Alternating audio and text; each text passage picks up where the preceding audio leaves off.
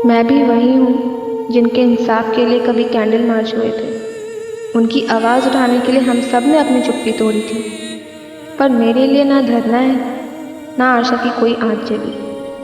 क्या मुझे कभी इंसाफ नहीं मिलेगा?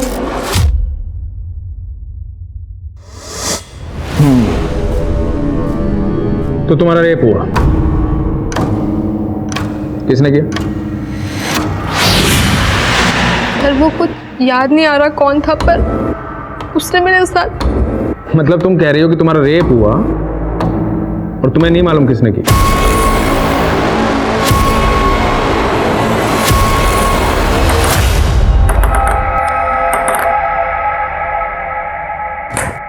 नमस्कार, आदाब। क्राइम पेट्रोल सतर्क के आज के एपिसोड में मैं अनूप सोनी आप सबका स्वागत करता हूं। यह घटना एक लड़की की जिंदगी की बहुत ही भयानक और विचित्र रात से जुड़ी थी।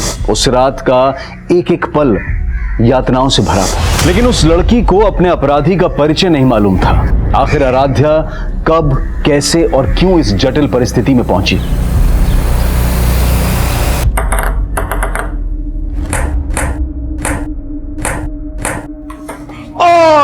And Aaradhya, you win the game. Nice shot. ए नहीं ना, क्या कर रही हो तुम? थोड़ा एनर्जी रखो ना आराध्या, आई लाइक इट। लेकिन गेम है ना, इतना लंबा नहीं चलना चाहिए, थोड़ा थोड़ा इंप्रूवमेंट करो। और देखो क्या है, ये बैकहैंड है ना, ये बैकहैंड को हम ये ऐसा पकड़ा हमने और ये हमने ये स्ट्रोक दिया, समझ गए?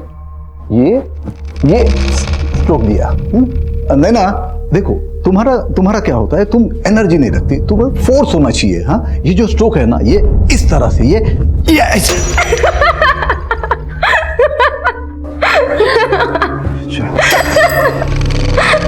ओके ठीक, आज प्रैक्टिस यही खत्म करते हैं, कल फिर मिलते प्रैक्टिस पे। चल आराध्या, आज पार्टी करते हैं। जाम से जाम टकरा के मैं अपनी हार और तू अपनी जीत सेलिब्रेट करते हैं। अच्छा, जाम से जाम टकराएंगे ना तो लीवर जाम हो जाएगा। फिटनेस पर ध्यान नहीं देना तुझे। आराध्या, क्या हुआ?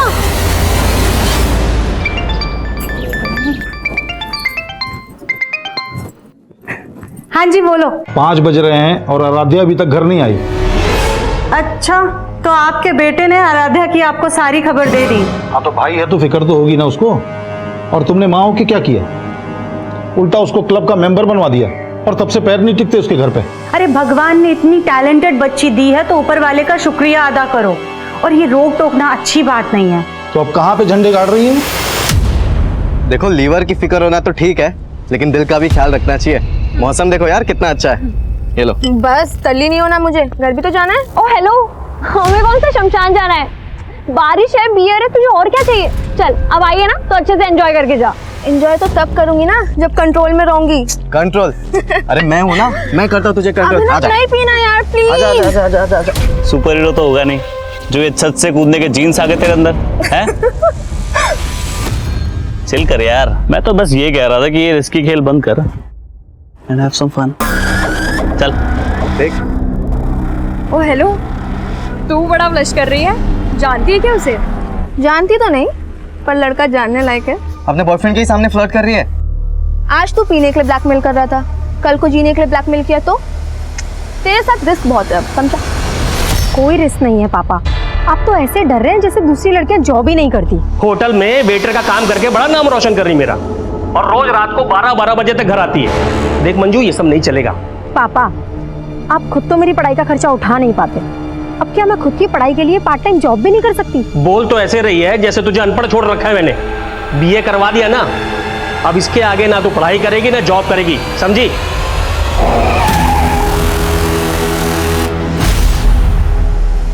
ये लड़की मेरी नाक कटवाएगी एक दिन।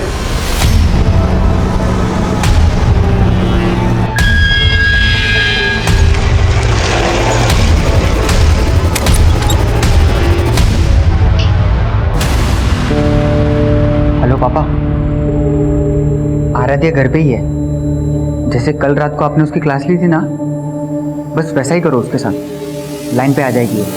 अब वो चाहे कुछ भी कर ले, मुझे उस संकी से बात ही नहीं करनी है। बाय द वे, ये कहीं उस करण का जादू तो नहीं जो तूने अभिनव से तुरंत ब्रेकअप कर लिया? हाँ, खींच मत यार, मुझे बस अपने गेम पे फोकस करना है। ओह चैंपियन। अच्छा सुन, आज पार्टी में तो आ रही है ना? नहीं यार, घर में पापा ने डिटेन कर रखा है और भाई मेरे पे पहरा दे रहा है, कैसे आऊंगी?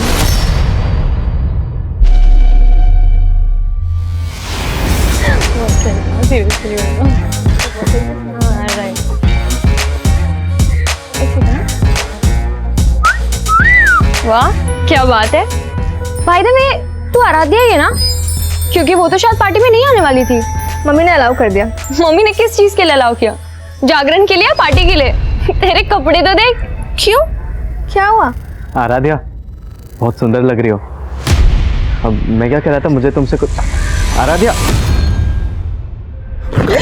सॉरी। संध्या। आराध्या, संध्या पे तो हम मिले थे। Karan, right? Right. Sense of humour अच्छा है तुम्हारा। वैसे क्या हुआ आज? चोर पुलिस खेल रहे हो क्या, बॉयफ्रेंड गर्लफ्रेंड? अभिनव मेरा बॉयफ्रेंड नहीं है, he is just a friend. Okay.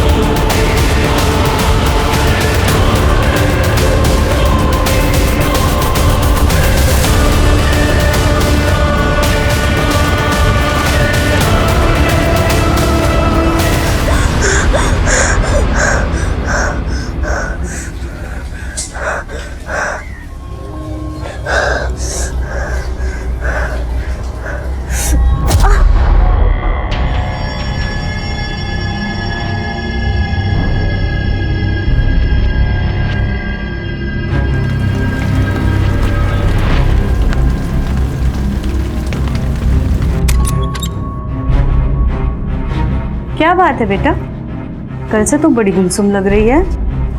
माँ वो कुछ नहीं, बस थोड़ी तबीयत ठीक नहीं है।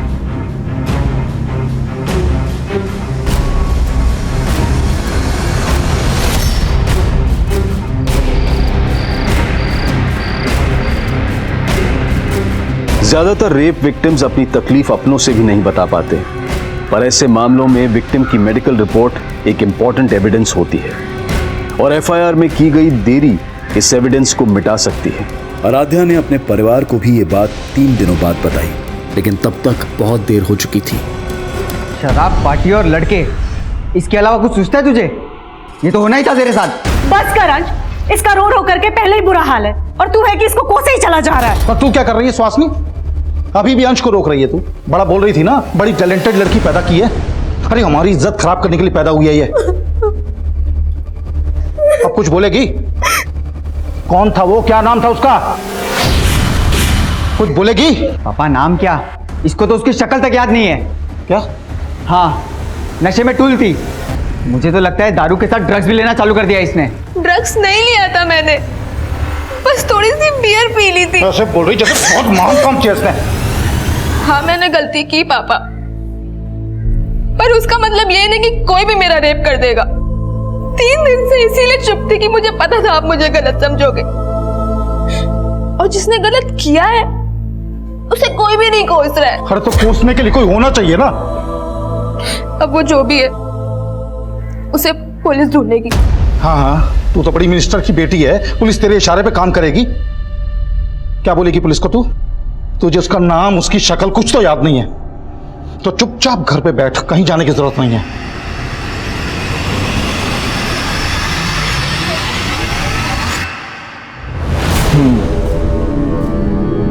तो तुम्हारा रेप हुआ, किसने किया?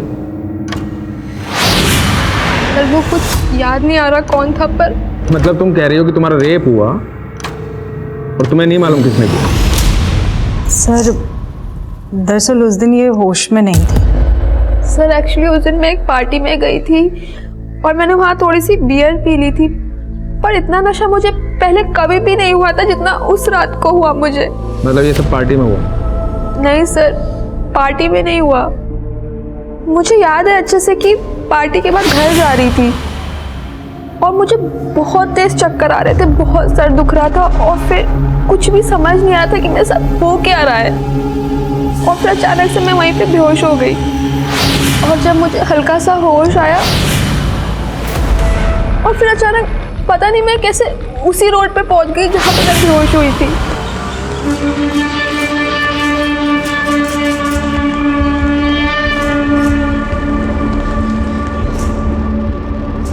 फिर मैंने रियलाइज किया कि मुझे पेट में दर्द हो रहा है, कुछ समझ ही नहीं आ रहा था। फिर मुझे एक टैक्सी दिखी और मैं टैक्सी लेके घर चली गई। कब हुआ ये सब? 4 दिन पहले। मतलब तुम्हारा रेप हुआ आराध्या और तुम्हें यहाँ आने में 4 दिन लग गए? सर मैं नहीं समझ पा रही थी कि मैं कैसे आपको ये सब बताऊंगी। मतलब तुम कंफ्यूज थी? कहीं ऐसा तो नहीं कि होश आने और होश जाने के बीच में जो तुम्हारा रेप हुआ, जो तुम बता रही हो, ये सब वाकई में एक सपना हो? नहीं सर, मेरा ये कोई सपना नहीं था, मेरा सच में रेप हुआ है। अरे तो मान लेते हैं रेप हुआ है, पर रिपोर्ट बताओ किसके खिलाफ लिखूं, बोलो।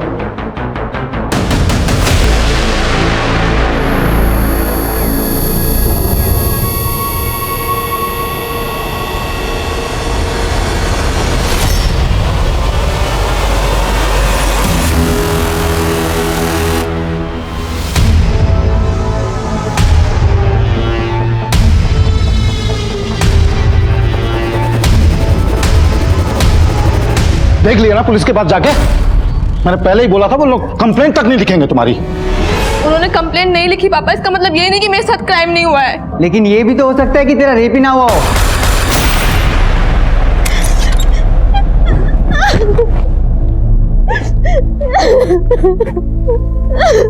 बस बस कर, चुप हो जा। अंश और तेरे पापा कुछ भी बोले, लेकिन मैं तेरी लड़ाई लड़ूंगी। लेकिन बेटा तुझे याद करना होगा कि वो कौन था। ध्यान से सोच, शायद तुझे उसकी शक्ल याद आ जाए। अच्छा ये याद कर कि तू उस दिन उस सड़क से उस कमरे तक कैसे पहुंची। तू खुद से गई थी या तुझे कोई जबरदस्ती लेकर के गया था? ओके ठीक है, बाय। आई बैठी, आ जाओ बेटा, बैठ। सर जब से ये सब हुआ है तब से ये बहुत सदमे में है। मैं समझ सकता हूं बेटा, डरने की जरूरत नहीं। तुम्हारे साथ जो कुछ भी हुआ है हमें ठीक से बताओ।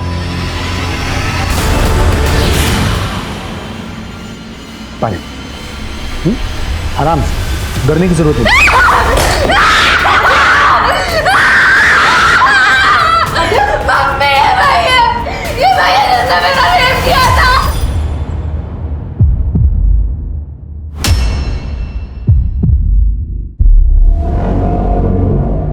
क्या बोल रही है? सॉरी सर, ये बहुत डिस्टर्ब है जब से ये सब कुछ हुआ है।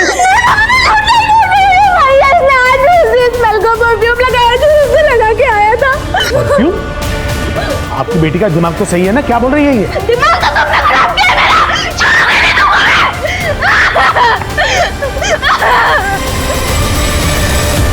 आराध्या कह रही थी कि उसे उस आदमी का चेहरा तक भी याद नहीं है जिसने उसके साथ बलात्कार किया था, और अब परफ्यूम की स्मेल की दलील देकर एक एसएसपी पर गंभीर आरोप लगा रही थी। क्या ये आराध्या का कोई भ्रम था या फिर उसके आरोपों में वाकई कोई सच्चाई थी? लेकिन उसके आरोपों ने पुलिस महकमे में हलचल पैदा कर दी थी, क्योंकि ये बातें न्यूज चैनल्स की हेडलाइंस और अखबारों की सुर्खियां बन चुकी थी। इन आरोपों से पुलिस डिपार्टमेंट की काफी बदनामी हो रही थी। इसके बाद एसएसपी अजीत सिंह ने अपने पद से खुद ही इस्तीफा दे दिया और अपने ही खिलाफ जांच का समर्थन करने लगे। मेरी 30 साल की सर्विस में मैंने खुद ने 30 से ज्यादा रेप केसेस सॉल्व किए हैं। मैं चाहता हूं कि इस केस की पूरी इंक्वायरी हो। मुझे लगता है कि उसकी दिमागी हालत ठीक नहीं है, और जहां तक उस लड़की का सवाल है, या तो वो किसी के बहकावे में आकर मेरी छवि बिगाड़ने की कोशिश कर रही है। सर, ये अजीत सिंह तो बहुत काबिल ऑफिसर है। तुम कैसे जानते हो अजीत सिंह को? दरअसल 5 साल पहले जब मैं आदिल सर के साथ काम कर रहा था, उस वक्त इनसे मुलाकात हुई थी। और सर, तब इन्होंने एक बहुत बड़े सेक्स रैकेट का पर्दाफाश किया था, और अभी खुद रेप केस में फंसे हुए हैं। स्ट्रेंज। उस दिन तो तुम्हें किसी आदमी का चेहरा भी याद नहीं था, और आज तुम कह रही हो कि अजीत सर के परफ्यूम की स्मेल रेपिस्ट के परफ्यूम की स्मेल से मिलती है। पर एक जैसा परफ्यूम तो कई लोग इस्तेमाल करते हैं। अब इन बातों से तुम्हारे दिमागी हालात पर सवाल उठेगा कि नहीं? देखिए, अगर मैं आपको पागल लग रही हूँ तो मेडिकली प्रूफ करके दिखाइए। पहले मेडिकली ये तो प्रूव हो जाने दीजिए कि तुम्हारा रेप हुआ है। तो आप मुझे झूठा साबित कर रहे हैं? झूठ और सच तो सबूत साबित करेंगे। अब आते हैं तुम्हारी स्टेटमेंट पे। उस सुबह जहां तुम ऑटो का वेट कर रही थी, वहां कोई भी सीसीटीवी नहीं है, तो किसी बात का कोई प्रूफ नहीं है, और तुम्हें याद नहीं है कि तुम उसके बाद गई कहां। लेकिन सर, मुझे ये तो याद आ गया है ना कि उस दिन एक ब्लैक कार आई थी, और उस कार में कोई था जो मुझे लिफ्ट के लिए पूछ रहा था। वो कार से उतरा और मुझे अपने साथ लेकर गया, और मुझे पता भी नहीं चला। अब तुम ये कहोगी कि उस ब्लैक कार में अजीत सर थे? नहीं, वो आदमी कोई और था। मतलब कार में तुम्हें कोई और लेके गया, और तुमने रेप का इल्जाम अजीत सर पे लगाया? क्योंकि उस दिन कमरे में अजीत सिंह ही था, और वो कार में कोई और था, और वो कार वाला ही मुझे बेहोशी की हालत में उस कमरे तक लेकर गया, और शायद वापस मुझे वहीं छोड़ दिया। पहले तो तुम्हें एक आदमी भी याद नहीं आ रहा था, अब दो याद आ रहे। तुम्हारा रेप एक आदमी ने किया है, दो ने? एक ने। और वो एक आदमी अजीत सिंह है, जो उस दिन उस कमरे में था। कहाँ था वो कमरा? कौन सा होटल, कौन सा लॉज? कुछ कह नहीं सकती। उस दिन तुमने बताया था कि तुमने बियर पी रखी थी। ऐसे कितनी बियर पी थी कि जो तुम्हें होश नहीं था? शायद 2। और यही बात मुझे भी समझ नहीं आ रही है कि 2 बियर में मुझे इतना नशा कैसे हो सकता है। मतलब कोई और था वहां जिसने तुम्हारी बियर में नशीली दवाई मिलाई? मुझे भी ऐसे ही लग रहा है कि मेरी बियर में नशे की गोली किसी ने पार्टी में ही मिलाई थी। अगर ऐसा था तो पॉसिबल है कि वो शख्स जिसने तुम्हारा रेप किया है उसी पार्टी में मौजूद था। आराध्या अपने गुनहगारों के बारे में कितना जानती थी यह अब भी साफ नहीं था, लेकिन उस पार्टी वाली रात की आराध्या से जुड़ी एक एक एक्टिविटी का पता किया जा रहा था। जैसे वो उस पार्टी में किस ऑटो से गई थी, किस टैक्सी से वो अगली सुबह अपने घर पहुंची थी, और इनके बीच में वो काली कार किसकी थी जिसने उसे लिफ्ट दी थी। वो कमरा कहाँ था जहां उसके साथ बलात्कार किया गया था। हाँ सर, उस रात मैं पार्टी में मौजूद था, लेकिन जब मैं वहाँ से निकला तब आराध्या वहीं पे थी। वो नैना और अपने फ्रेंड्स के साथ ड्रिंक्स कर रही थी। उसके बाद क्या हुआ कुछ नहीं पता मुझे। सर, आराध्या तो पार्टी में भी नहीं आने वाली थी। क्यों? सर, एक्चुअली आराध्या के पापा बहुत स्ट्रिक्ट है, वो उसे कहीं नहीं जाने देते, लेकिन उसकी मम्मी बहुत सपोर्टिव है, तो उसकी मम्मी ने उसे बाद में अलाउ कर दिया था। ये आराध्या पार्टी बनने से तुमसे पहले चली गई थी या बाद में? सर, वो पहले ही चली गई थी, लेकिन हाँ सर, मैंने बाद में अभिनव को उसके पीछे जाते हुए देखा था। ये अभिनव कौन है? सर, अभिनव आराध्या का बॉयफ्रेंड है। हाँ सर, तो उसने मुझसे ब्रेकअप किया था, लेकिन सर उसने मुझ पर कोई भी रेप एलिगेशंस नहीं लगाए। लेकिन तू उसके पीछे तो गया था, शायद किसी को देखा उसके पीछे। सर, मैं उसके पीछे गया था, लेकिन इससे पहले कि मैं उससे बात करता मेरे दोस्तों ने मुझे रोक लिया। आप चाहे तो उनसे पूछ सकते हैं। और आराध्या से तो मैं मिला तक नहीं था सर, वो पूरे पार्टी में करण के साथ ही थी। करण? सर, मैं उस रात सिर्फ दूसरी बार मिला था आराध्या से सर। हाँ, लेकिन सर मुझे ऐसा फील हो रहा था सर, वो अपने बॉयफ्रेंड अभिनव को जलाने के लिए बार बार मेरे पास आने की कोशिश कर रही थी सर। लेकिन सर मैंने उसे साफ क्लियर कर दिया था कि मैं अभी किसी और के साथ हूँ सर। ठीक है, तुम जा सकते हो। Thank you sir. सर, उस टैक्सी वाले का पता चल गया जिसने उस सुबह आराध्या को घर पे छोड़ा था। हाँ साहब, उस सुबह मैंने इस लड़की को MG क्रॉसिंग रोड से इसके घर सुंदर नगर छोड़ा था। ये लड़की कह रही है इसके साथ रेप हुआ था। उस दिन जहां से इसने तुम्हारी टैक्सी हायर की थी, ये फुटपाथ पे बेहोश पड़ी थी। तुमने देखा था इसे बेहोशी की हालत में? नहीं साहब, मैं तो खुद अपनी टैक्सी में सो रहा था। इसने खुद मुझे जगा के मेरी टैक्सी हायर की। उसके साथ क्या हुआ क्या नहीं हुआ साहब, वो तो मुझे नहीं मालूम। क्या रंग है तेरी टैक्सी का? साहब सफ़ेद है।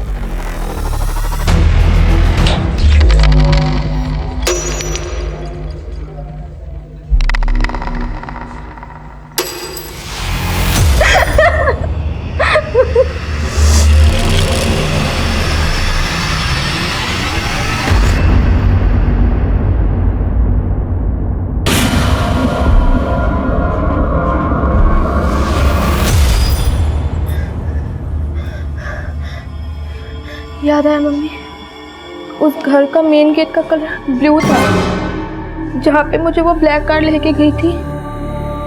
Blue colour? पर बेटा पुलिस ने कंफर्म किया है अजीत सिंह के बंगलों का मेन गेट ब्लू कलर का नहीं है।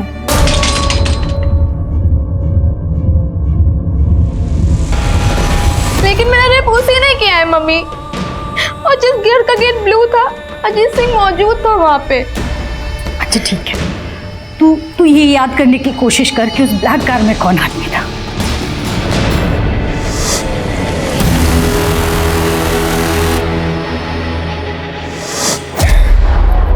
याद आया कौन था ब्लैक कार में?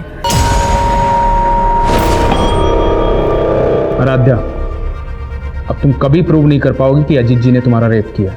मतलब अब आप वो कर रहे हैं जो वो आपसे करवा रहे हैं। अब तुम मुझे समझाओगी मुझे क्या करना चाहिए और क्या नहीं करना चाहिए? सर नाराज मत होइए, बच्ची है, नादानी में भूल गई। नादान? बहुत पहुंची हुई चीज है ये।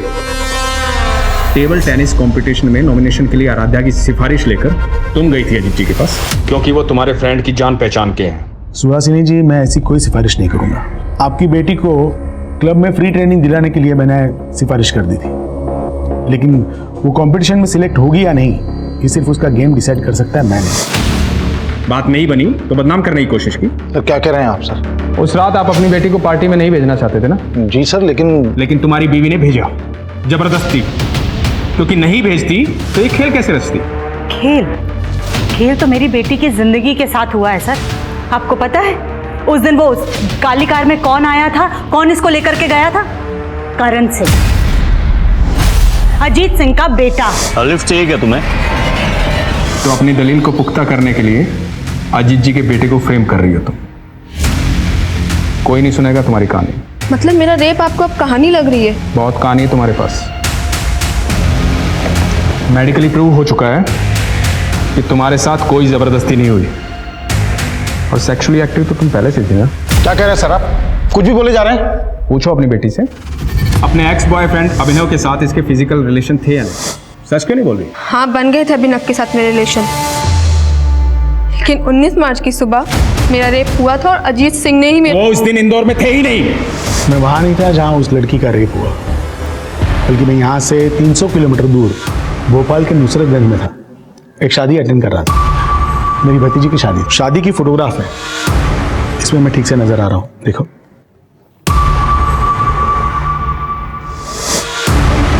कि अपने एलिगेशन वापस लो,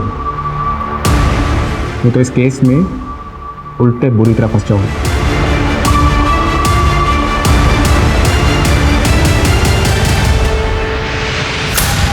कहाँ गायब था कल से? वो अपन तेरी ये आवारागर्दी बंद कर दे। अगर तेरे खिलाफ कुछ भी साबित हुआ ना, तो सबसे पहले मैं तुझे अंदर करवाऊंगा।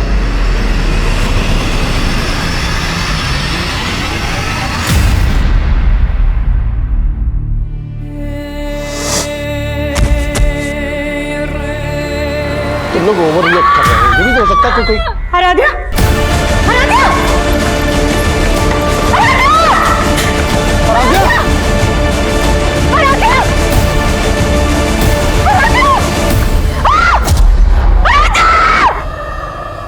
आराध्या की मौत हो गई थी और जल्द ही मीडिया इस मामले को आत्महत्या का रंग भी देने लगी। मेरी बेटी इतनी कमजोर नहीं थी, वो आत्महत्या नहीं कर सकती है। उसको तो हाइट का फोबिया था, ऊंचाई से नीचे देखते ही उसको चक्कर आने लगते थे, तो फिर वो खुद कूद कर अपनी जान कैसे दे सकती है? उसको जरूर किसी ने धक्का दिया था, उसकी हत्या हुई है। मैं इस केस में सेंट्रल इन्वेस्टिगेशन एजेंसी की जांच की मांग करती हूँ। आराध्या की मां द्वारा की गई मांग को मीडिया ने इतना बढ़ावा दिया कि आखिरकार ये मांग स्वीकार कर ली गई और ये केस इन्वेस्टिगेशन डिपार्टमेंट को सौंप दिया गया। आप लोगों का कहना है कि आराध्या को ऊंचाई से डर लगता था, इसके बावजूद वो टेरेस पर अकेले गई।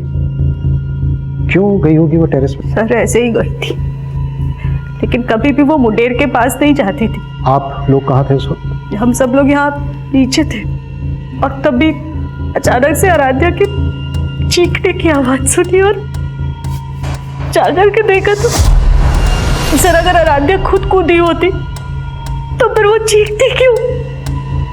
उसको जरूर किसी ने धक्का दिया था। पक्का उस अजीत सिंह और उसके बेटे का ही हाथ है इसमें। आप लोगों के कहने का मतलब है कि एसएसपी अजीत सिंह और उनके बेटे करण ने किसी को आपके टेरेस पर भेजा, उसने आराध्या को धक्का दिया। लेकिन आप लोगों के घर पर होते हुए आपके टेरेस पर कौन आ सकता है?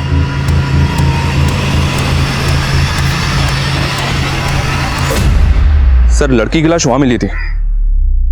अगर कोई बाहरी आदमी इस छत पे आया है तो पड़ोस की किसी छत से ही आ सकता है, क्योंकि यहां पे आने के लिए सीढ़ियां घर के अंदर से ही आती हैं और आस पड़ोस की किसी छत पे सीसीटीवी मिलना तो पॉसिबल नहीं है। सुमित, आसपास पता करो, वारदात के दिन कोई सस्पिशियस शख्स देखा गया था क्या? मनीष, सबसे पहले हमें यह पता करना होगा कि आराध्या का रेप और मर्डर केस क्या दोनों आपस में कनेक्टेड है या फिर दोनों केसेस अलग अलग हैं? लेकिन सर, इस केस की इन्वेस्टिगेटिव टीम का तो यही मानना है कि आराध्या का रेप ही नहीं हुआ और मेडिकल रिपोर्ट से भी ये कंफर्म नहीं हुआ। मेडिकल रिपोर्ट से तो तब कंफर्म होता ना जब रेप के तुरंत बाद उन्होंने आराध्या का मेडिकल करवाया होता। उन्होंने रिपोर्ट ही 4 दिन के बाद फाइल करवाई थी। सर, आराध्या ने 3 दिन तक तो हमें भी कुछ नहीं बताया था। और 4 दिन तक आराध्या को रेपिस्ट का चेहरा ही याद नहीं था। 7 दिन के बाद उसने एसएसपी अजीत सिंह पर एलिगेशन लगाए और कहीं 10वें दिन जाकर आराध्या को याद आया कि उस ब्लैक कार में अजीत सिंह का बेटा करण था। ठीक हो तुम? सर, आराध्या को जैसे जैसे जो कुछ भी याद आता जा रहा था वो हमें बताती जा रही थी। इसका मतलब ये नहीं है कि वो कुछ भी झूठ बोल रही थी, लेकिन पुलिस ने हमारी किसी बात पर भी भरोसा नहीं किया। हाँ सर, अजीत सिंह ने घर पे आके मुझे धमकी दी। मैं कोई टेढ़ा तरीका इस्तेमाल नहीं करना चाहता। आप कोर्ट में जाना चाहते हैं, जरूर जाइए, लेकिन कोर्ट का फैसला आप पे भारी पड़ेगा। मेरे बॉस से बोल के मुझे जॉब से निकलवा दिया। उसके बाद मेरी वाइफ और बेटी के पीछे गुंडे लगवा दिए। 2 दिन में अगर कंप्लेन वापस नहीं ली ना तो अंजाम बुरा होगा, समझे? कौन आदमी थे वो? पता नहीं, बिना नंबर प्लेट की बाइक पर आए थे और दोनों ने हेलमेट भी लगा रखा। हमने पुलिस को इस बात की जानकारी दी, लेकिन हमारी कोई सुनवाई नहीं हुई। सर, आराध्या की फैमिली भले ही लगातार अजीत सिंह और उसके बेटे पर एलिगेशन लगा रही है, लेकिन अजीत की अलावा उसके खिलाफ नहीं जाती। ये देखिए सर, 19 मार्च को अजीत सिंह भोपाल में शादी में शामिल हुआ था और ये बात सही है सर, मैंने कंफर्म किया है। और सर, ये एविडेंस अजीत जी के बयान को सपोर्ट करता है। मनीष, कहीं ऐसा तो नहीं है कि तुम अभी भी इस बात से इन्फ्लुएंस हो कि अजीत सिंह एक काबिल ऑफिसर थे? नहीं सर, बिल्कुल भी नहीं। मैं सोच रहा हूँ कि अगर सच में अजीत सिंह इस केस में इन्वॉल्व है तो अजीत सिंह जैसा काबिल ऑफिसर अगर इस तरह का कोई क्राइम करेगा तो वो इतनी सफाई से करेगा कि किसी का हाथ उसके कॉलर तक ना पहुंच पाए। हो सकता है ये जो अलीबाई के प्रूफ है ये अजीत सिंह के दाव पेच हो। लेकिन सर, अगर ये कोई दाव पेच है तो अजीत सिंह 19 मार्च के इस फोटो में क्यों दिख रहे हैं? वो वेडिंग पार्टी चली होगी 18 मार्च की रात से 19 मार्च की सुबह तक, और 19 मार्च की रात को 12 साढ़े 12 बजे से लेकर सुबह 6 बजे तक आराध्या गायब थी।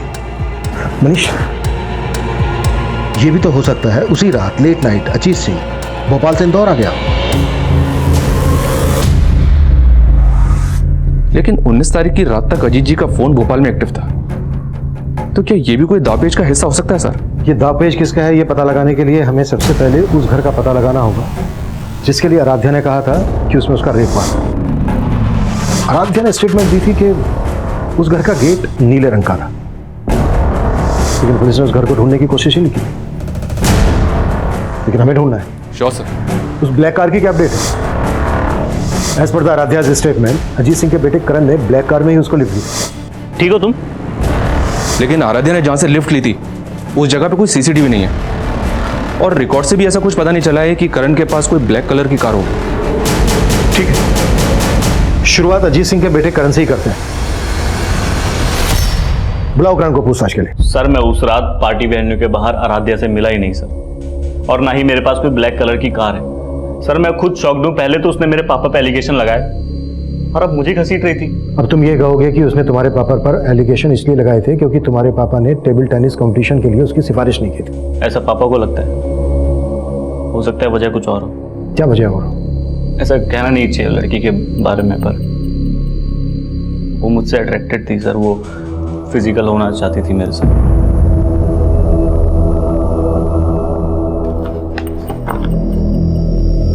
लेकिन तुमने अपने एक बयान में कहा था कि तुम आराध्या से सिर्फ 2 ही बार मिले थे। हाँ सर, 2 ही बार मिला था और सर दूसरे बार ही मुझे ऐसा सिग्नल देने लगे सर। मैं तुम अपनी गर्लफ्रेंड के साथ लॉयल हो या फिर मैं पसंद नहीं तुम्हें? एक मिनट सॉरी आई कांट। मैंने उसे साफ मना कर दिया। हो सकता है उसकी ईगो हर्ट हुई हो सर। आप खुद सोचो सर, अगर मुझे कुछ करना होता तो मैं तब नहीं करता। ऊपर से उसने ऐसे कहा कि मैं उसे अपने पापा के पास ले गया।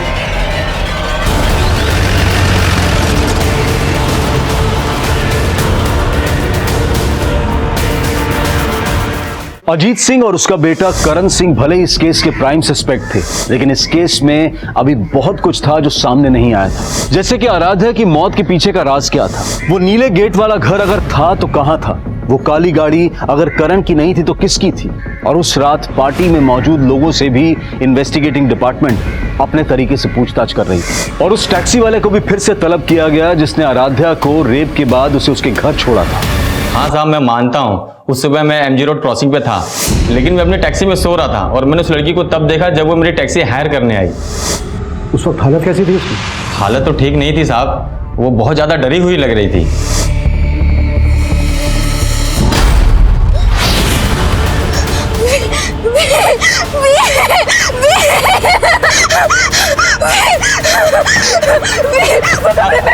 अरे क्या हुआ मैडम? साहब मुझे कुछ समझ ही नहीं आया, वो कौन से व्हील और कौन से कमरे की बात कर रही थी।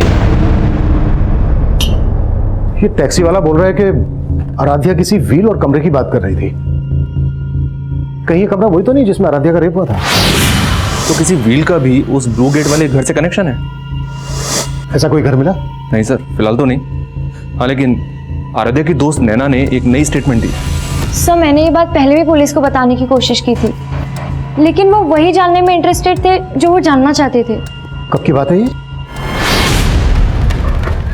क्या हुआ? मुझे लगा वो सुपर शादा भी यहीं खड़ा था और हमें मोबाइल में रिकॉर्ड कर रहा था। सर तब तो हमने ये बात को इग्नोर कर लिया था, लेकिन आराध्या के रेप और मर्डर के बाद ऐसा लगा कि शायद इसका कुछ कनेक्शन हो। नाम क्या उस स्वीपर का? सर शंकर, वो यही काम करता है।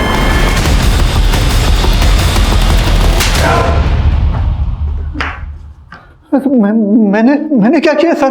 शंकर ने स्टेटमेंट दिया तेरे खिलाफ। स्टेटमेंट? कैसा स्टेटमेंट? कि सफाई के बहाने शंकर को तूने गर्ल्स लॉकर रूम के पास भेजा। पैसे दिए थे तूने शंकर को आराध्या का वीडियो निकालने के लिए। नहीं, शंकर झूठ बोले। शंकर झूठ बोले। कैसा वीडियो? वही वीडियो जो उसने तुझे भी सेंड किया था। उसकी मैसेज हिस्ट्री निकाली हमने और तेरी हिस्ट्री भी निकाली। इससे पहले भी कई लड़कियों ने कंप्लेन की थी ना तेरे खिलाफ। यकीन कीजिए सर, मैंने कुछ नहीं किया। आराध्या को लेकर तेरी बुरी नियत थी ना? मैंने शंकर को पैसे दिए थे वीडियो रिकॉर्ड करने के लिए, लेकिन आराध्या के साथ मैंने कोई गलत काम नहीं किया सर। इसी वीडियो के बल पे तू ब्लैकमेल कर रहा था ना आराध्या को? तू नहीं रेप किया ना आराध्या का? तेरे ही कहने पर आराध्या एसएसपी अजीत सिंह और उसके बेटे करण पर एलिगेशन लगा रही थी ना? नहीं सर, मैंने ऐसा कुछ नहीं किया सर, मैंने नहीं किया। ऐसा नहीं किया सर ये सौदागर तो वहीं का वहीं अटका हुआ है। करण और अजीत से भी इसके ऐसे किसी इशू का पता नहीं चला है जिससे लगे कि सौदागर की ब्लैकमेलिंग की वजह से आराध्या करण और अजीत पे एलिगेशंस लगा रही थी। मनीष, ये सिर्फ मेरी थ्योरी है। इसका मतलब ये नहीं है कि अजीत सिंह और उनके बेटे करण को मैं शक के दायरे से बाहर कर रहा हूं। सर एक थ्योरी मेरी भी है। अगर हम लोग ये मान लें कि आराध्या की संदिग्ध मौत और उसका रेप केस दोनों अलग अलग हैं, तो हम आराध्या की फैमिली को क्लीन चिट नहीं दे सकते। आराध्या का भाई और फादर तो चाहते ही नहीं थे कि आराध्या केस फाइल करे। वो तो आराध्या ने फोर्स किया तो अंत में जाकर केस फाइल हुआ। और शायद इसीलिए आराध्या को छत से गिराकर मार दिया गया। सिर्फ इस थ्योरी के बेसिस पे हम इनको इंट्रोगेट नहीं कर सकते। देखो कुछ मिलता है क्या इनके खिलाफ?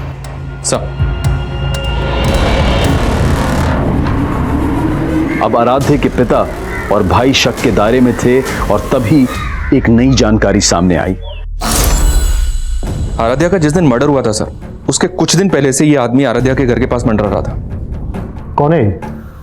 आराध्या की फैमिली ने तो इसको आइडेंटिफाई नहीं किया है, पर अपनी एक टीम इसकी पहचान पता करने में लगी हुई है। सर मुझे आपको एक बात बतानी थी। मेरे पास कुछ दिन पहले एक फ़ोन आया था। हेलो सर, वो फ़ोन एक लड़की का था इस केस के बारे में कुछ जानती थी, मुझसे मिलना चाहती थी, पर केस तब तक आपको ट्रांसफर हो गया।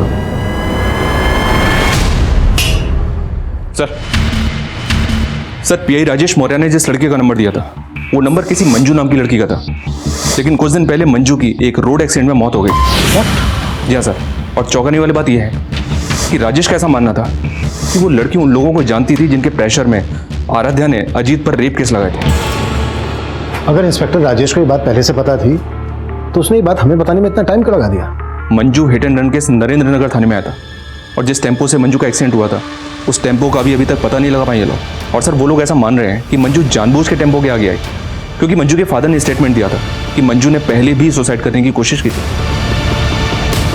मंजू के फादर से मिलना पड़ेगा।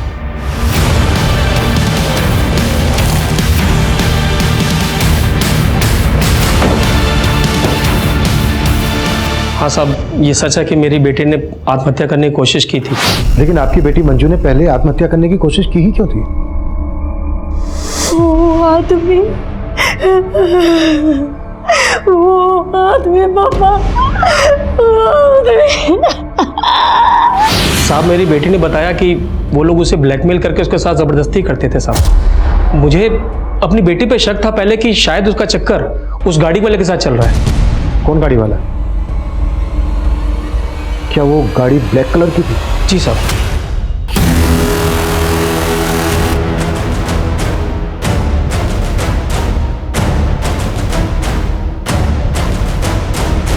फिर साहब मैंने उस कार का पीछा किया जिस कार में मेरी बेटी थी, और वो कार एक कोठी में घुस गई। मैं कोठी में जाने की कोशिश की, लेकिन साहब वॉचमैन ने मुझे अंदर जाने नहीं दिया। कहाँ है वो कोठी? सब आराम नगर में है साहब। जिस कोठी की बात तुम कर रहे हो, ब्लैक कलर की कार जिस कोठी में घुसी थी, उस कोठी का गेट नीले रंग का?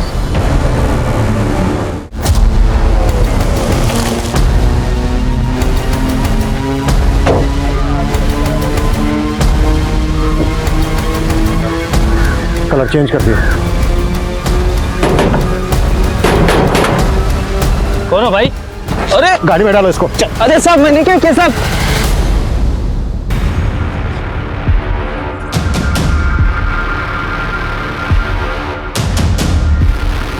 ये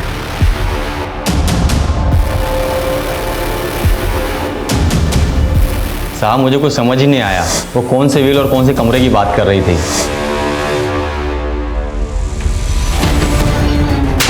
किसका घर है ये? क्या होता है यहाँ पे? साहब का घर है। कौन से साहब का घर है ये? अब सफाई देने के लिए कुछ नहीं बचा। बेनामी संपत्ति का वो घर जब्त हो चुका है, और तुम्हारा वफादार खबरी मुकेश उठा लिया उसको हमने। मुकेश सब कुछ कबूल कर चुका है। क्या कबूल कर चुका है वो? यही कि मेरे कहने पर उसने उस लड़की को छत पे से फेंक कर मार डाला। हाँ, मैंने करवाया उस लड़की का मर्डर, क्योंकि उस लड़की ने मेरा जीना हराम कर दिया था। मेरा 30 साल का बेदाग करियर खाक में मिला दिया था। लेकिन इससे ये कहाँ साबित होता है कि मैंने उस लड़की का रेप किया? अजीत सिंह एक बहुत ही पावरफुल और पहुंच वाला ऑफिसर था, इसलिए आईडी के लिए यह बेहद जरूरी था कि वो उसके खिलाफ पुख्ता सबूत जुटाए। आईडी की टीम ने क्राइम सीन की फोरेंसिक जांच करवाई और वहां उन्हें आराध्या, अजीत और कुसुम तीनों के ही डीएनए के ट्रेसेस मिले, और उस प्रॉपर्टी की डिटेल से यह भी पता चल गया कि वो बंगलो अजीत सिंह की ही एक बेनामी संपत्ति थी। तुम मुंह खोलेगा या फिर मैं मेरे तरीके से मुंह खुलवाऊं तेरे से? गर्मी मत दिखाओ जिंदल,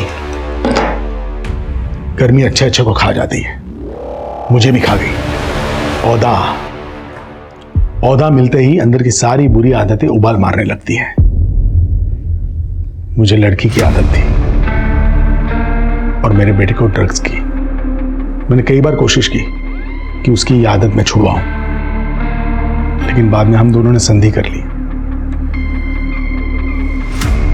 मैं उसकी आदतें पूरी करता था और वो मेरी जरूरत है। सर मंजू, मैंने उससे दोस्ती करी, उसे लगा मैं उससे प्यार करता हूँ, लेकिन मैं उसे अपने पापा के पास ले गया था। मंजू कमजोर थी, उसे मजबूर करना बहुत मुश्किल नहीं था, लेकिन आराध्या नखरीली क्रीम थी। करण को उसके लिए बहुत पापड़ बेलने पड़े। सर वो पार्टी में आराध्या के बियर में मैंने ही नशे की गोली मिलाई थी सर। पार्टी के बाद जब आराध्या घर को निकली तो मैं उसके पीछे गया। मैंने देखा सर वो ऑलमोस्ट बेहोश सी पड़ी थी रास्ते में। मैं उसे लिफ्ट दी और पापा के पास ले गए। तुझे लगा कि आराध्या तुझे कभी पहचान नहीं पाएगी, लेकिन आराध्या ने तुझे पहचान लिया, वर्दी उतरा दी तेरी, और ये बात तेरे से बर्दाश्त नहीं हुई। हाँ, नहीं हुई मुझसे बर्दाश्त। और ये बात भी मुझसे बर्दाश्त नहीं हुई कि मेरा ही डिपार्टमेंट मेरे पीछे हाथ धो करके पड़ा था। और वो खबरी मुकेश, मेरा पुराना वफादार, और उसने मेरे कहने पर आराध्या को खत्म कर दिया। मंजू को भी तूने मरवाया ना? मंजू सर पे चढ़ने लगी थी। आराध्या की हिम्मत देखकर उसे भी हिम्मत आने लगी थी। उसने इंस्पेक्टर राजेश को फोन कर दिया। हेलो, ये बात मुझे पता चल गई और मौका देखते ही मैंने उसे भी। पुलिस रक्षक होती है, भक्षक नहीं। और एक बाप अपनी औलाद को सही रास्ते पर लाता है, गलत रास्ते पर नहीं। तूने अपने बेटे को अपने निजी स्वार्थ के लिए गलत रास्ते पर लाया।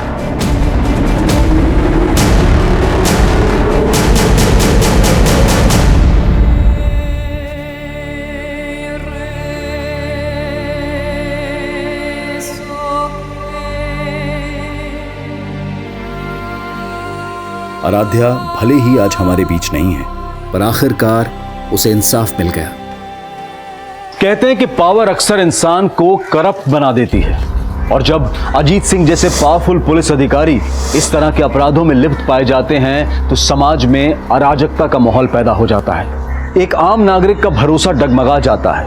जो सिस्टम उसके अधिकारों को ताकत देने के लिए बना हो, अगर वही सिस्टम उसे कमजोरी का एहसास दिलवाए तो समाज का स्वरूप डरावना हो जाएगा। लेकिन सामाजिक और पारिवारिक स्तर पर हमें भी अपनी सोच में, अपने ख्यालों में वो आजादी लानी होगी जो महिलाओं को एक दबाव मुक्त, एक अपराध मुक्त माहौल दे सके। लेकिन हमें उस सोच से भी बचना होगा जहां बेफिक्री की आदत हमें तमाम फिक्रों में जकड़ लेती है, जैसा कि आराध्या के साथ हुआ। जिंदगी शौक से जीना अच्छी बात है, लेकिन शौक पूरे करते वक्त इतने भी बेखौफ ना हो जाएं कि हमें अपने आसपास खतरे की दस्तक भी ना सुनाई दे। अब मैं अनूप सोनी आपसे विदा लेता हूं। फिर मुलाकात होगी क्राइम पेट्रोल सतर्क में एक और नए केस के साथ। तब तक अपना और अपने परिवार का ख्याल रखें, सतर्क रहें, सुरक्षित रहें और देखते रहें क्राइम पेट्रोल सतर्क। जय हिंद।